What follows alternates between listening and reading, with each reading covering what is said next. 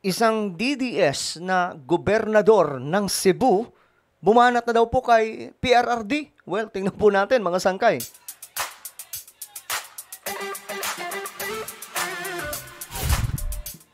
So ngayon, alamin lamang po natin ang totoo kung totoo nga ba na itong gobernadora ng Cebu ay nagpatutsada na po kay Tatay Digong. Kasi ang pagkakaalam ko, DDS po yan.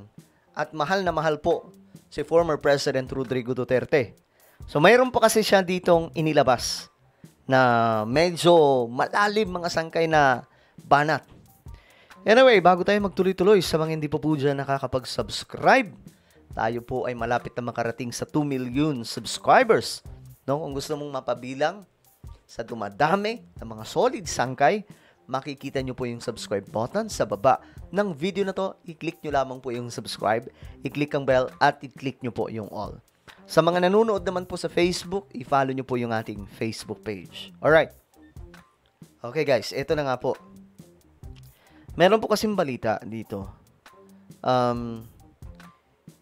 Itong si Governor Pam, eto po yun mga sangkay, meron pong ibinunyag. Ayon po sa kanya dito, 26 billion of flood control funds for Cebu. Yet we are flooded to the max. At kami po pala ay nakikiramay sa lahat ng mga kababayan po natin, ng mga Cebuano, na talagang naman, actually, di lang Cebuano, lahat po ng mga kababayan po natin na hinagip po, talagang nasalanta mga sangkay ng gusto nitong Bagyong Tino na napakalakas, no? Nakita po natin yung sitwasyon nila doon, lalong-lalo na po sa Cebu. Kami po ay nakikiramay sa lahat ng mga kababayan po natin doon, lalong-lalo na po yung may mga kamag-anak na sumakabilang buhay dahil po sa baha. So kami po ay nakikiramay. Talagang nakakalungkot itong nangyari. So ayun na nga po mga sangkay. Balik po tayo dito sa kwento ng patutsada na ito. Ayon po kasi dito, naglabas ng hinaing si Governor Gwen. Hindi pala si Gwen. Governor Pamela tungkol sa flood control funds ng kanyang probinsya kasunod ng pananalasa ng Bagyong Tino. Sa isang Facebook post ngayong Martes, November 4, hindi na napigilang ibahagi ng gobernadora kung bakit binabaha ang kanilang lugar sa kabila ng umano'y aabot sa 26 bilyong halaga ng pondo para sa flood control doon. Kahit ako, mga sangkay, magque-question din ako, no? Though given na sobrang lakas ng bagyo, natural na may baha. Pero kung maaayos po yung pagpapagawa ng mga daraanan ng tubig, 'di ba? Yung proteksyon ng buong syudad, hindi aabot siguro sa ganung kalala yung damage. Nakita ko mga sangkay yung ilog doon, yung talagang mismong actual na video, meron po palang wall, pero nilagpasan pa po yun mga sangkay ng tubig. So, ganyan po siya kalala. So, ngayon, itong patutsada na to, may naglabas ng information. Ito mga sangkay, tingnan po ninyo. Flood control scam in Cebu worth 26 billion in 2019. Yet, we're flooded to the max, sabi po daw ni Governor Pam. Ngayon, ito po mga sangkay, tingnan po natin. Sa Google, makikita po ninyo ito eh. Kahit sa Google, hanapin nyo lang mga sangkay. Nakikita nyo po itong information pag tinype nyo po ito. In 2019, the 26 billion flood control funds for Cebu referred to an alleged 26 billion worth of flood control projects in Cebu province. These projects were the subject of scrutiny and controversy regarding their implementation and effectiveness. Ayan mga sangkay. Specific amount associated the issue was 26.61 billion. Linked to 414 flood control projects in Cebu. based on data from the Sumbong sa Pangulo.ph website. Context. Ito in late 2019 and early 2019. Ito in late 2018 and early 2019. Then House Majority Leader Rolando Andaya Jr. raised concerns about an alleged flood control scam involving billions of pesos allocations for non-existent or questionable projects across the country. The 26 billion for Cebu was part of this larger national discussion 2018 hanggang 19. So sinong president at that time? Ayan, mga sangkay. Tingnan po ninyo. The House Majority, ito na 2019. So sino yung presidente niyan? Natural, sasabihin na naman ng mga DDS dyan, pinaparatangan nyo na naman si former President Duterte kahit panahon po ni PBBM. Pero hindi po kasi hindi po yan uubre. Yung tipong ngawa lang. Kasi may mga information Sabi ko nga mga sangkay, itong massive corruption na nangyayari sa ating bansa, matagal na po ito.